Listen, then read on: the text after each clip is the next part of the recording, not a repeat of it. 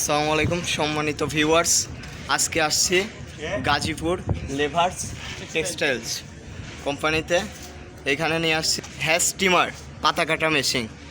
এটা নিয়ে আসছি, এখন এটা আমরা চালু করব। দেখি হ্যাঁ,